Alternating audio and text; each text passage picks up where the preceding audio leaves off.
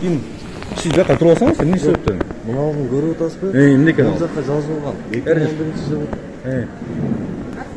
Эмне себептен? Түшүндүрүп бериңиз. 11-беренин негизинде. Бюллетень бар тартып атабыз, урундан тартып атабыз, түшүндүрүп берсеңиз. 11-беренин негизинде бул жактан мына төрайымдан сурап силер жол анын кириш керек. Ошонун негизинде гана кире аласыз. Себепти тартып неме кылсын. Төрайым азыр мыйзам бузуп атканын түшүнүп атасызбы? Тарткан болбойт деген тыюу салып атканы.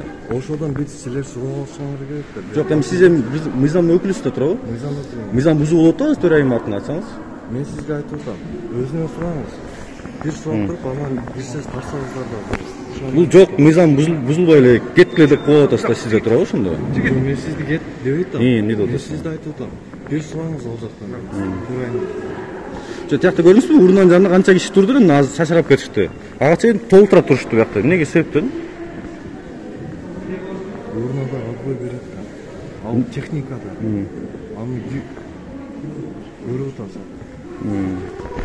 Жо, эмне себептен чыркыла деп атпайбы? Өңүрдүк шайлоо комиссиясына аккредитациядан өткөнбүз, ошол себептен баардык эле шайлоо тилкеде биз укугубуз бар да. Ого мен силерге кабарламай берип койчумуз керек. Уруксат. Ал башка ал эки ал. Эчтеке келбей эле мындай тагы жол эле кирип алып да. Биз азыр бул сурандык. Кимден жол сурап келдиңер? Бул жерден менен жасаңар болот эле, кирсек болобу, мүмкүнбү деп туруп уруксат алып келет да, эшиктен деле саламатсыздарбы, кирсе болобу деп келет да. Мен ошону айтып атам. сырттан мен мындай сырттан айтып кирбек коюм. Сынак